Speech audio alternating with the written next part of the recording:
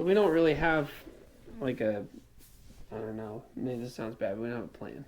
Yeah, but, we don't do we basically talked on the way over here about like, oh, what could we talk about? But I think what we arrived at was kind of talking about, in a roundabout way, like vulnerability and struggles.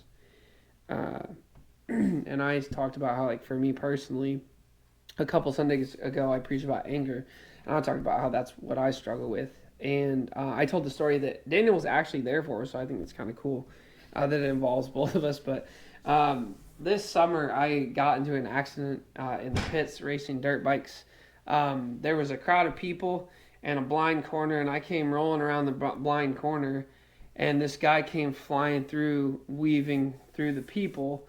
And by the time I could see him, I started laying my bike down and getting off my bike, and he smacked into me because he whiskey throttled and panicked. And I couldn't go. I had a tree line here, and I had people over here, so I couldn't really get out of his way. So I just thought, well, I'll just let him roll over my bike. That sucks, but I'd rather do that. But he whiskey throttled, like I said, and ended up going so fast that he just smacked plate to plate on my bike. Threw me over the handlebars. My forks were twisted, which is an expensive job if anything is broken or damaged. I mean, the whole thing was just unnecessary. His foot was broken. His ankle was broken. And what I didn't share in church was, like, I went off. There was no one there who had a bike or anything to go get him medical support. So I took literally hobbled my bike back to my camper which was parked right by, like, the finish line crew. And I grabbed one of them as soon as I saw a staffer. I threw my bike on the ground. My gas is now leaking out the floor, flooding the engine. Like, these are all things I have to deal with. And I'm not trying to be a saint because I'm angry this whole time thinking about all of those things. And I go over to the finish line, and I knew the finish line crew pretty well. So, I mean, it really wasn't a big deal for me. But I said, hey, this guy, we just got in an accident in the pits. He's pretty hurt. He needs medical attention. And as I'm standing there, I hear over the radio someone say, hey, some kid just came and smacked a guy in the pits and drove off. The guy is here. He's mad. We got to find him, and we got to tell him he can't come back here. And luckily, like I said, I know the finish line crew, so she just radioed back and said, there's two sides of the story. I know the other side. Start asking the crowd. And by the time I got up there, he was crying, and I mean, he was in genuine pain, so I don't want to be, I don't know. But he was crying and saying, oh, that guy's such a jerk, and cussing my name, not even knowing that I was back and standing there already, because he didn't even know what I looked like because he was going so fast. And I just stepped in and I said, hey, bud, I'm the guy that you hit. And he just got really quiet all of a sudden, and several people stepped forward, and I don't know why it stopped right there, but several people had stepped up after he had just finished sharing his story as I was coming back up, his side of the story. And just a bunch of people stepped forward and said, that's a bunch of bull crap. Like, you almost hit me. You almost hit my kid. Yeah, I saw the whole thing. I was standing over here. That guy was halfway off his motorcycle and trying to get out of your way. And so, I mean, I was thankful because I don't have that kind of luck where people are like, oh yeah, I saw the whole thing and it wasn't your fault. But I really had a bunch of people rally and support, got my bike stripped down and put back together. But I was just so mad. Like, I wanted to knock that guy's teeth out. And I think it catches people off guard this is what we've talked about this podcast. Like, to me, that's the vulnerability. Like, my struggles with anger, I really wanted to knock. See, like, when I heard that come over the radio, I started shaking. I was so mad. And the sweet lady who works the finish line, she was just like, take a deep breath. I know you. I know that's not your character. And I'm also here with you having literally hobbled yourself and thrown your dirt bike on the ground to come tell me that we need a medic. So she said, I know that that's not true.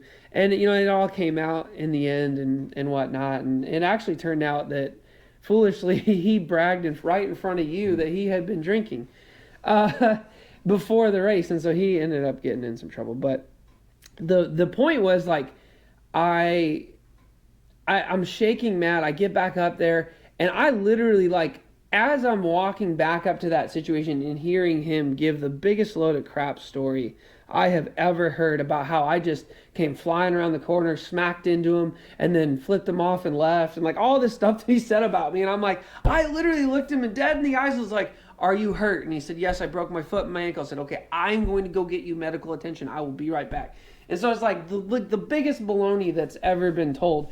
And as I'm walking back up, I'm thinking to myself, like, am I going to go to jail or am I not? Like, really, seriously, in my head was like, am I going to punch him in the face or am I not? I don't want to go to jail. And I had just this was the first time I think we really hung out in a friend capacity outside of just like our kids playing together.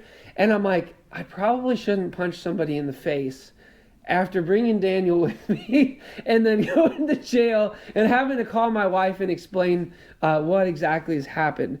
But I just took this deep breath and I dealt with the situation. And there were a lot of good people that way beyond myself were there to back me up and help me calm down. But when we got back to the camper and I picked up my bike and I put it on the stand and I was, going over it and started, I remember Daniel saying, like, what are you going to do? You were saying, like, what are you going to do? What are you going to do? And I just took this deep, angry breath, and I don't know if you felt it, but there was a lot of anger in that breath, and I just said, the only thing I can do is start with what we can fix. And for me personally, that's something I've learned in my faith, but also in my life. Like, I am really hard on myself. We were just talking about that walking in here. He gave me a compliment, and I completely just threw it in the garbage can because I'm not good. I don't have a good self-image. I never have. I've never thought of myself as anything that's good, anything that's worth anything. And I mean, that's something that I work on, but that was it for me, is just learning that God wants to work on me, wants to make me somebody that's worth something because he created me to be somebody that's worth something. And so I've learned to just stop and take a deep breath and just think, what can I address? We preached a while ago about the book of Job, and Job goes through something like that where there's all these tragic things happen to him. And he just says, like, what can I do? That's instead of getting angry, instead of like cursing God, or he just starts going to God and saying, what can I do? What can I do? I know this isn't what you want, God. I know that pain and suffering isn't what you want. I know that you're not punishing me because Job knew he didn't do anything wrong that day. I hadn't done anything wrong. I was praying before every race and being a good Christian, but I think too we have this idea that like good things come to good people and bad things come to bad people, and I think the reality in life is just that things come to people.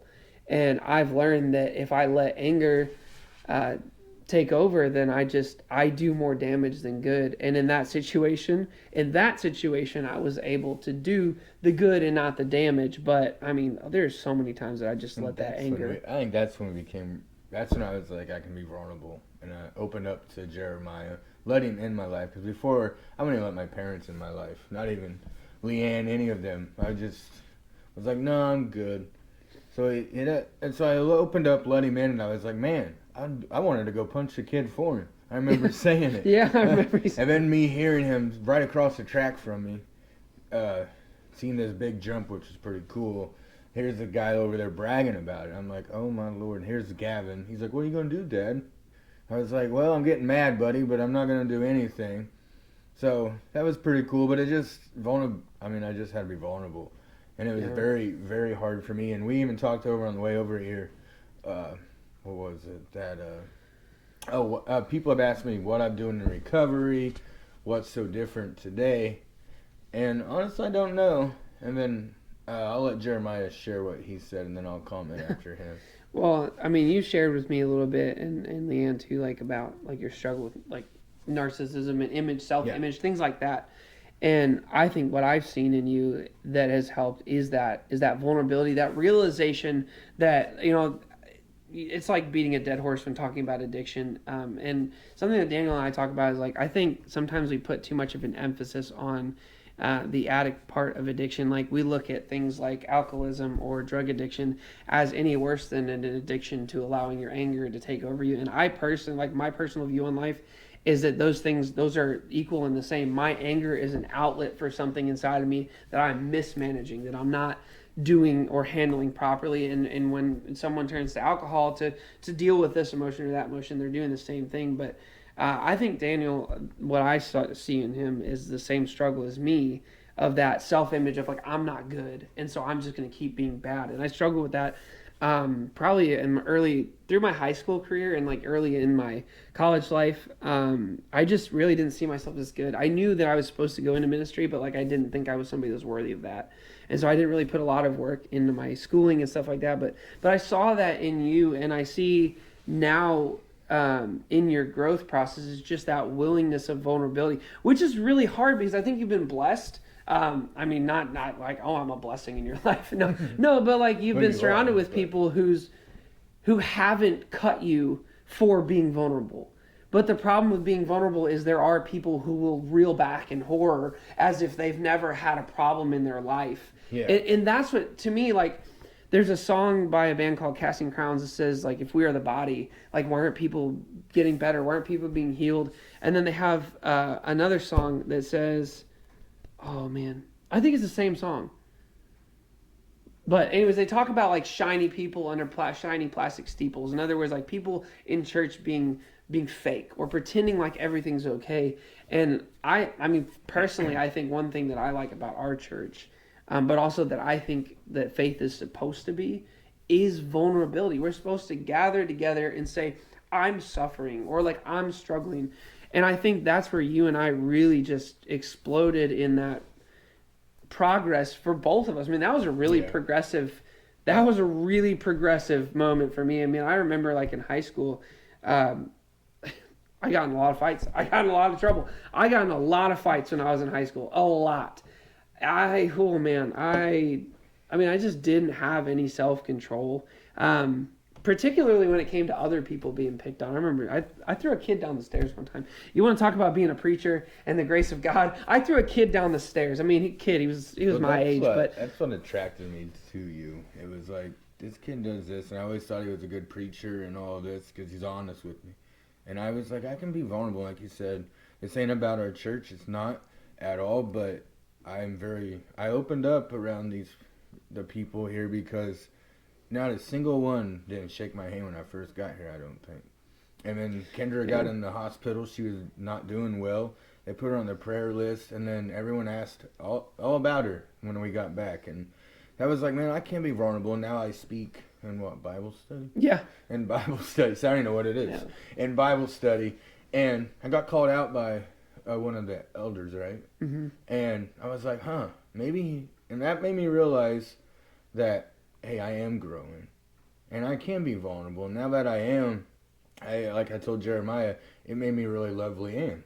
I'm like, holy shit, holy crap, shoot, darn it, shucky darns. Yeah, that I can actually open up and like, that also made me accept what unconditional love is. Like my mom and dad, even Jeremiah showed me, like he didn't judge me, he didn't care, he accepted me for who I was. And even when we met, I was on the uppity up. I was realizing stuff, but yeah. I was very vulnerable back to that with him, and he just admitted when he was wrong, and like he was so mad, but he was so calm, like mentally, and I'm like, man, I just go from 0 to life or death, not 100. I can do that. yeah. I do that in the car. Yeah, that's where that's at. So, no, I do that in the car. Like, I think like probably like 70 times that we've been in the car together, and every time Daniel's like, you're an angry elf when you drive. Like you get pretty like people in Charleston, they don't like to turn ever. They'll stop like it's a stoplight and there's no oncoming traffic or anything, and they'll just wait until Jesus comes back to turn, and it drives me insane. Most of my family's from the suburbs, and it's like if I'm turning, you better look out because I'm coming, and I don't care if you're in the way. You'll be vulnerable to other feelings. Yeah, it drives me crazy. But I mean, that's what when we've talked about that. Like, I don't know. It's just I'm not perfect, but I think people have that mentality. I mean, something else we've talked about over and over again. I mean, I think you've seen it in person too, of like people just the second they find out that I'm a pastor, is fixed it. On the contrary, okay. Unconditional love would be like, look, I know that you're messed up. You know that I'm messed up. So I accept you for who you are. And again, we all have those biases, I think, that get in the way of that. But it's back to that linear view of like, you and I are on the same page. we're and that's what I love is that the scripture tells us, Bible tells us that that's how God looks at us. And that's so mind blowing to me is that like he's just like, oh, I just love you all right here on this line. Yeah. And Yeah. nobody is here or there on the line. You're all right here. Like you said on the way here, I just remembered that you said you believe God showed me love. Yeah. And I've been coming for 4 months, maybe? Yeah, something like that. I got baptized like 3 weeks after it. Yeah. Yeah. Everyone's like, what? I'm like, yep, I'm going. Doing it, yeah. Yeah, but you knew. just said God opened up love and showed me love. And then going back to radical acceptance and you just saying what condition was. And yeah, I know if this was alcohol, you'd slap it off the I'd table. slap it out of your hand But- because I love you. But Right. I know you don't love me because of Well, that. and that's- and I that's mean- what my mom says. And like I told you. There's a Proverbs in the Old Testament that says, "Spare the rod, spoil the child," and I think what the principle that it gets after is like, you just because you love somebody doesn't mean you don't like have a disciplinary or like if I had gone, I don't know, like if I had gone and tried to murder that guy, I would hope that you would have at least tried to stop me, right? Because life in prison, I know, right? But like life in prison is yeah. probably not worth this scumbag. He broke his ankle, he broke Yeah. his foot, his day's ruined anyways, you know. Well, even Gavin sensed it, remember? Yeah. He's like, Jeremiah That was hasn't weird. been back, Dad. I'm like, he hasn't. The race is about to start. And he's Yeah, like, that's I kinda thought- creepy. And we started walking there, He's like- and I heard all the commotion. I was Gavin's like, he got in an accident, right? Yeah. Before he even saw Or he it. got in a fight. Yeah, if got in a He fight. got in That's a what he fight. said. Yeah, I but was but that's the thing is it's just like to truly love somebody is like to understand, and I mean that's why Nicole and I got married. She was 19, I was 20, and a lot of people were like, "Oh, that's way too young.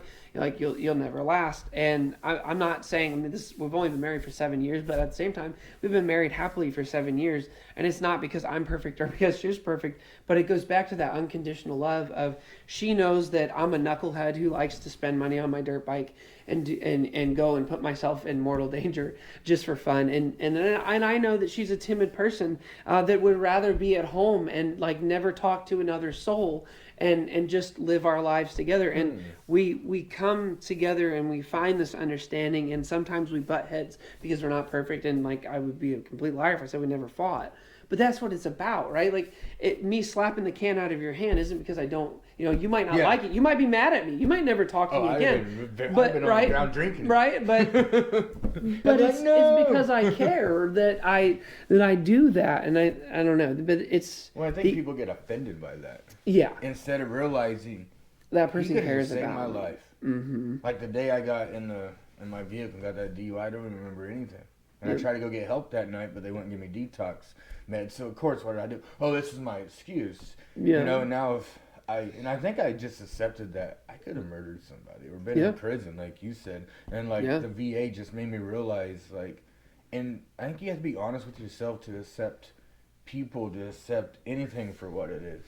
Yeah. And then it's like being vulnerable. I realized, God can love me, and I like to say that because I'm never ever alone. Like, Yeah. if I can't get a hold of you, Yeah. I can't get a hold of my mother, Yep. my support system, and who do I have? Yep. And even if it's a rock, like Yeah. whatever gets you through, like you said, purpose. Like if that's your purpose, Yeah. I want to learn about it. I mean, I don't think I'll change my mind, but that goes back to struggling with the faith. But it just, I want to hear people's, what do you call them?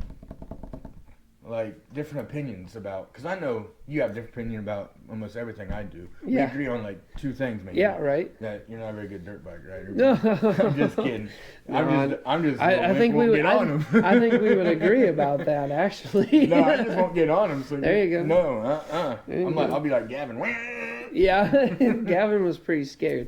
That's okay though. Yeah, I mean, I was just. Yeah, it's pretty crazy. Like, and then just hearing people say like I've grown, and you've even said No, it. 100%. And I dude. realized, like you said, unconditionally love. That's what my mom, Leanne, my dad, and I pushed those people away, and I realized because they knew I was broken.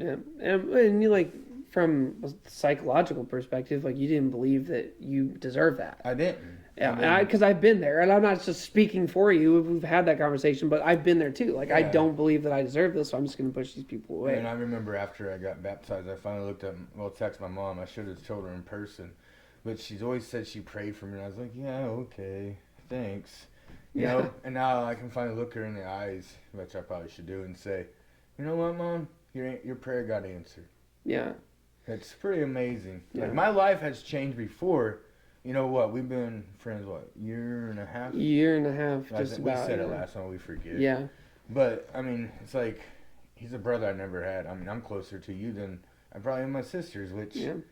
you know, it's just getting to know someone for who they are. Like, I know Leanne now. Like, I remember, I think we even talked about it, how I used to hate her for keeping my kids from me when I was a drunk, you know? And now I look back and I'm like, wow, like, what an amazing mom that is. Because how hard would that have been to be like, you can't go see She your loved you, dad. and she loved the kids, Yeah. and she did what was, And all the things I've absolutely. done to her, like I told you, I'm one blessed man, and that's Yeah. just, and like kids, and I don't know, it's just crazy, and I don't know, like I call it God, other people call it different things, but Yeah.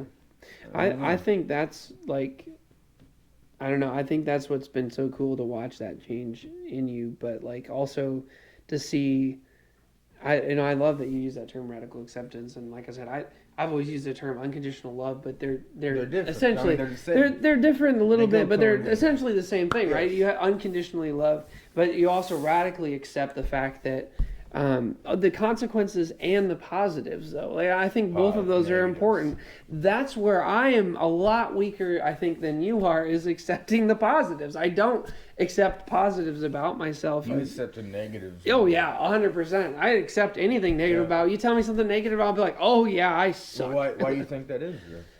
It goes back to that self-image. For me personally, like through any bit of counseling I've ever done, like personally, any introspective thought that I've ever had, I really just think that all those expectations of myself from my childhood, even though I rejected them because I didn't believe I could fulfill what I thought I was supposed to be. And in reality, like I open up the Bible and it says that, everybody, Romans says that everybody has sinned and fallen short of the glory of God. Nobody's perfect. It says that nobody is perfect. And then it says, that God sent his son anyways because he knew we couldn't do that. And then I get to thinking about that and I go, wow, I'm loved by God even though I did this and I did that. And I mean, I can't tell you how many times I've told myself, like, you were the pastor's kid. You knew the Bible.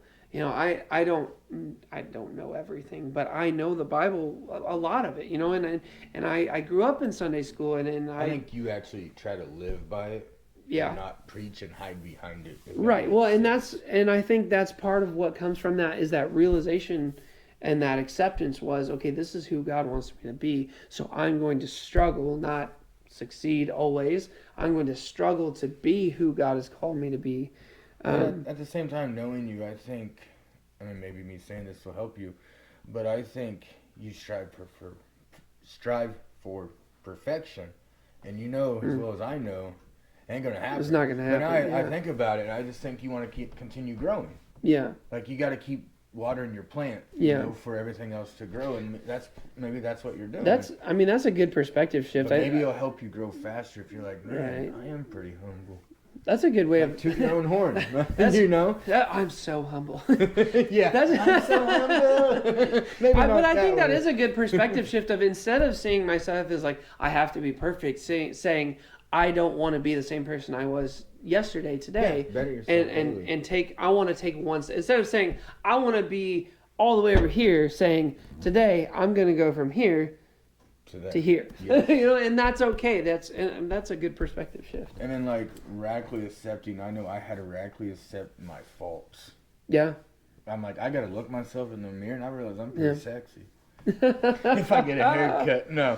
Oh man. No. I think I'm gonna throw up. I might. But no, it's just weird how like my VA counselors in our group just talked about radical acceptance and they talked about honesty and open-minded. And then they brought up open-minded and honesty and all that with unconditional love, and that's what you came into it too. So that's the point here, just his perspective, my perspective, and come together, and I just learned what conditioned love was. And I learned too, All right. Well, I think that's pretty good for another episode. Episode 2. They probably won't come back. Yeah. No.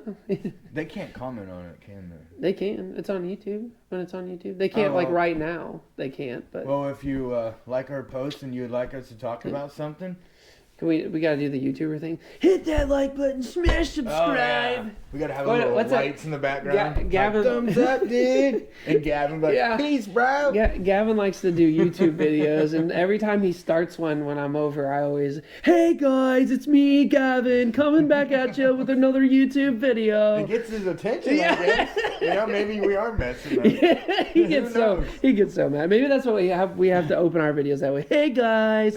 It's Jeremiah and Daniel coming back at you with another podcast. Well, eventually we'd like to incorporate people in this. Yeah, and just have conversations with other people. If you guys would like for us to talk about something, our views or whatever, feel free to go ahead and like us. No, I'm just playing. So go ahead and comment and share. If you want us to ask this question, maybe we can reply back. I don't know how that works. Yep, we can do that. We can do just like the end of the conversation. Yep. Oh, like me. I was like, you ain't my friend, man. Right. You. No, it's the... He's going to preach to me about this God thing, and I don't want to hear it. I grew up in the church, and I think it got cut out of our last podcast because we had a recording issue. Luckily, this time we have... it'll make noise if it shuts off for us. It's still going right now, so we're good right now. All right. But I think I shared about, like... and I think it got cut out. I know I shared, but... when I was in high school, I remember... even just in school in general, I went to private school, homeschooled, and then private school in 4th and 5th grade. And then I finally went to public school in 7th grade. Yeah, 6th grade. I was in private school too. Okay, 7th grade. And I remember just hearing all the time, well, you're the preacher's kid. You need to set it. You're this or that. And like, it drove me insane. I remember one teacher who literally like sat me down. So I'm really disappointed in you. You are the preacher's kid, and I need you to teach the other kids how to listen and behave. And I was like 14. I'm like, no, like I don't even know which way is up right now. Like I can't do that. But I remember being so frustrated that it was like, why is that expectation on me? But also like, that's how everybody saw me. Like nobody ever wanted to talk to me or like hang out or because I was the preacher's kid, like, I don't know. It like, I remember my sister made me go to homecoming one year with her friend because I didn't want to go to home. I didn't like to go to dances. Were you shy? No, I really wasn't. Your school had like 5 people. Confession time, I dated all 5 of the girls at my school. No, like I was a very social person, but like I just wasn't popular. I don't know how to explain. Like I was in basketball. I was a starter in baseball. Like I was in position to be popular, but nobody in my school was popular. We just all hated each other. You were that dork. Yeah, right. I was that dork that did everything. I was in drama and I was in baseball. I just did everything. I went to college and played soccer. Like it wasn't like I had like loser genes or something. I guess the stereotypical like nerd or something. People just saw me that way and felt uncomfortable around me, and it drove me insane. And it drove me to a point in my life, again, that self-hatred of like, well, everybody expects me to be so much and I'm not so much, therefore I'll never be good enough for God, and then I'll never be good enough for myself, so I might as well not even try. And like I said, that's what I saw, and use that need for vulnerability. But it's not something that I just did towards you. It's something I genuinely believe is a part of my life and should be a part of my life, because in my story of coming back to God after probably doing everything in the world that I possibly shouldn't have, was that I realized that I didn't love me, but God still loved me. Yep. I was disappointed in me, but God was there ready to forgive me. And I remember just crying. Like, that's so lame, but like I remember just crying and thinking like, everything I've ever done to you, God, and you haven't given up. Why would I give up? And I struggled with suicide. I mean, we've talked about it a little bit, but I struggled with suicide. That was part of especially my high school years. Just that self-image of like, I'll never be good enough. I'll never be enough. But that vulnerability, I have learned, it can be really off-putting. I think some people never talk to me again for it. But it's awkward. I'd like to imagine, it's very awkward. I'm an awkward person to talk to. But I like to imagine that they walk away and at least think, wow, like that was that was refreshing. Like that person was a complete loser in front of me, and that was okay with them. And I mean, I go home and I think about it for hours and beat myself up still. Like I still have no self confidence, but I've learned that I think as a pastor, the best thing I can do, and as somebody who wants more people to know God, the best thing I can do is just be honest. And I think like that's what I was talking about with the Casting Crown song. Like I think that's what that song is trying to get after. And I gathered that and I said like, well, when I'm in ministry, that's what I want to do. I've seen a lot of people just in general in life, not just Christians. I've worked in like I've done everything. I've built catheters. I worked at a medical facility and did that. I was a janitor. I mean like I worked for UPS and like in all these places that I went, I saw people do so much damage by not just saying like honestly, this is the struggle or this is what I feel. And then even in the counterpart of that, when the few that did be honest are shut down, then they get wounded and then they stop. And so I just always said to myself, like I, as a leader, whether it's in the church or in like the secular work world or like just, an everyday job, I don't want to be that way. Like I don't want to be that person that's just like, I'm better than you. I'm not. Yeah, I think another reason bringing the leadership into it, I was like, what did I do in the military? Because I was very successful. Yep. And I was so respected. And it's like, I was honest with my soldiers. I treated them how I wanted to be treated. Because I was treated kind of like a grunt. A turd. Yeah. A turd, so to speak, in the military by my leaders. And it just made me grow up as a leader and be like, I'm not going to be that way. And that's like, I remember the first time you preached and we came here because Gavin wanted to. And I was like, uh-oh, here we go. And I remember joking with Jeremiah, I think I said, I hope this place don't burn down. He said, you'll be all right, I promise. Yeah. And it didn't. So. That's funny. But yeah. And then we came here and he was preaching and it hit me right at home. I was like, he's preaching to me. I was like, yeah, of course he is. He knew I was coming. Duh. So then he walked outside and, he walked down from the altar and I shook his hand and I said, man, that was awesome. And he goes, I don't know, you took it awkward. I was like, yeah, he's awkward. I took it like every compliment I get. Yeah, you're just like, yeah, okay. And then he's like, I think he said something along the lines like, Christianity might not be your thing, or there's other preachers out there. Oh, yeah, I said that I said, hey, I just want you to know, like, I'm glad you guys came here, but also, like, if God's not speaking to you through me, like, other people speak too. And like I don't ever want to assume that I'm the guy. See right there, how can you not say you're a humble person? I'm gonna bust you out on a compliment. Because that's what made me like, man, this guy, we talk about higher powers. I talked about it with him and with us, it's God, and he even accepts that. I think it got cut off last time that I was like, well, what if I think a rock is my higher power? And then he's like, well, what did you say? Something like, I said ultimately that I think God is the only higher power that will satisfy. But I think we all are looking for that. We're all looking for something, whether we call it purpose or something to live for or your dreams or, whatever that is, we're all looking for something.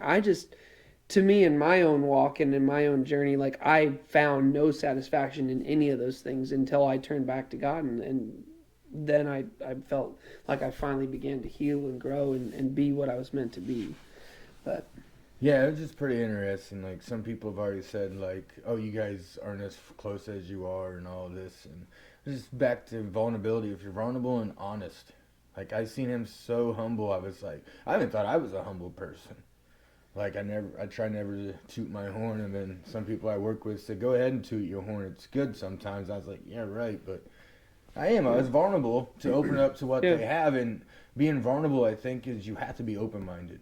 Mm. If you're not open-minded, like I always had tunnel vision. It was dance, this way or no way, and I kept doing it when it's insanity. Keep doing the same thing but expect a different result.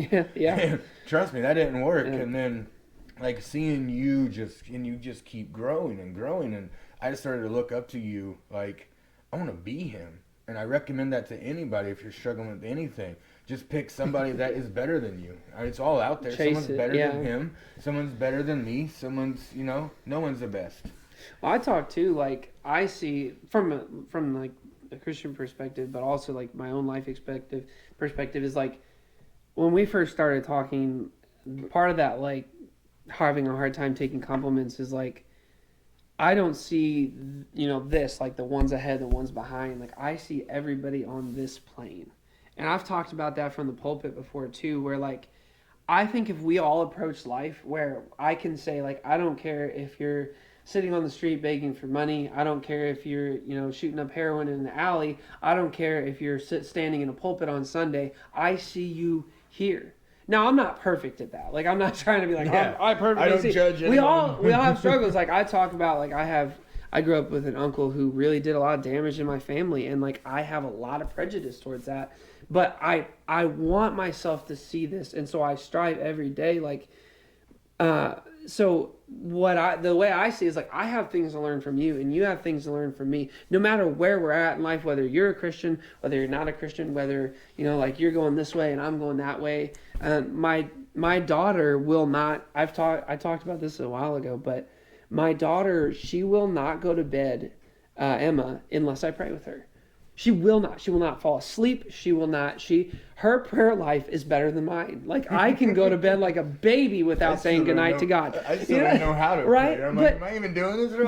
That's the illustration that I like to use to say like we all can learn something. Like she's 5 years old, and every day she says, "Dad, you haven't prayed with me yet. I can't go to sleep," and I feel so guilty. I'm like, she's reminded me. Yeah, you're right. But like, to me, it goes back to that like linear. We're all on the same line. Like none of us are. You might, from your perspective, it might look like you look up to me, but at the same time, from my perspective, it can be the same way. If we have mutual respect and, like you said, like the vulnerability, then that's how we see each other. Is either we talk about seeing each other as ahead of each other, but also seeing each other in the same line. And just saying, like, at least I can learn something from you. Maybe, and like, I think there are people in our lives that's like, what I can learn from you is that's not what I want to do. Like, I mean, you talk about your drill sergeants going into the military and then becoming one yourself and saying, like, I don't want to be that way. Like, I don't want to be that leader, and I don't think it's helpful to say. It was the same way for me. Like, I saw the way people treated me, and I've seen Christian leaders, I've seen worldly leaders do the same thing, lead with pride and lead with this like fakeness of I'm better than you or I'm smarter than you, and that's why I have this position. But I have always found in any leadership position that I've ever been in that it's so much better to just be like, I've never been a drill sergeant. We're all in this. I'm sorry. I'm just kidding. But I look at it kind of different. Shoot. Like I mean, we're all equals, what I think. Right. I mean, it's kind of like a. Right. We were a gunnery sergeant. No, what were you? Staff sergeant. Staff sergeant. Yeah. We got there. Yeah, we getting there. You can be a drill sergeant with E6. There we go. But I look at it as, I think you said it, where you are at in your life. Like, you're here, in my opinion. I'm here, but I want to be here. To get to the summit of the mountain, eventually I'm going to pass you. Yeah. But I'm not, because you're going to keep going, because we learn from each other, and that's what I learned from the military. I think about it. It's like that brotherhood aspect. You're a trappy leader, in my opinion. Yeah. I mean, you're not, but another NCO is, and I'm like, I'm not going to be that way. I mean, I remember correcting NCO from my soldiers, and they're like, man, you got some, yeah. And I'm like, no, it's just doing the right thing. Integrity. Right. Right. And then I just think it is like some people, like when I was in addiction, I was way down here, but I was still equal to anybody. I still deserved anyone's attention. Yep. I think that's what this podcast, in my opinion, it's about. We really don't know where we want to go with it. We just want to try to touch people's lives and show them that he's completely different walk of life, and so am I. But guess what? I radically accept him. He radically accepts me. And he even struggles with faith, and so do I yet today. And like I keep saying, just the things he says to me, it's just like, he's different. And I do, like I said, he's here, I'm here right now. And then like in the military, I wanted your title. I didn't want your job. Right. I wanted your title. And then, I just kept going up the chain. And then that's what made me just honest and having people respect. I think that's how... I think that's how the military, it's beat into you. But, I think that's how the whole world is structured. We look at everything as a ladder, and I just don't think that that's healthy or helpful. And, like, to me, even like the Bible talks about, like, the fact that leaders should be all that more wary, because when you're in a position of leadership, you're responsible for the people you lead. And so to me, I think it's like, it's silly when someone's in leadership and they're like, I'm here because I'm better than you. Because to me, it's like, I don't ever want to presume that. I want to learn and I want to grow and I want to be a better leader Yes. and I want you to learn and I want you to grow. I want you to surpass me. Like one of my professors, he always said that when raising your kids, your goal is by the age of 18 to raise a fully functioning adult. And he talks about how like that's impossible, right? Like kids, like we've all been 18, we were stupid, but that's the mentality you have to have. And I carry that over into my leadership and say like, when I lead people, I want them to learn so much from me that they don't need me. Like I don't want people to need me. That's not. And I think the type of leader that says I'm better than you, if I'm going to follow them, I'm going to need them. I need them because I'm nothing without you. Made me better, and so that's why I always want to kind of like have that. I think it keeps me humble because again, I'm not better than anybody, but also I want everybody who's around me. I don't want them to be like, oh, that's the pedestal. That's what we all have to be.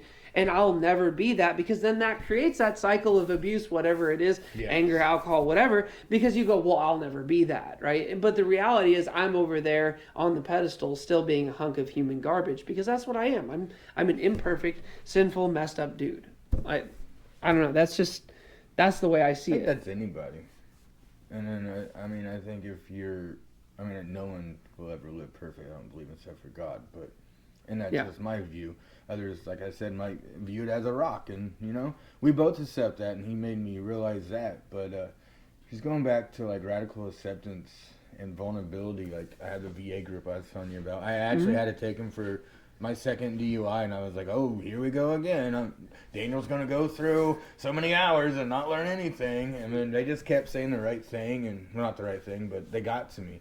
Yeah. And they also, and they're like, radical acceptance was one. I've heard acceptance before, but not radical acceptance. I still don't know the exact difference, but it was just like, and kind of like what you just live by. You probably don't even pay attention to realize what you're doing, but like I don't pay attention to No, anything. you don't. But like you're not on no pedestal, no. But yeah, I don't know. It's just well, and I think like the way I look at it is like that's radical acceptance is the biblical concept of unconditional love, which is love without condition. Like I mean, you're my best friend, and I love you regardless. What do you mean by condition? Condition. So a condition would be like, okay, Daniel, you and I can be friends as long as you never swear again, or as long as you never take another sip again, or as long as you do that, and just keep you in the loop. And thanks for watching. Thanks. Oh yeah, peace out. Peace out.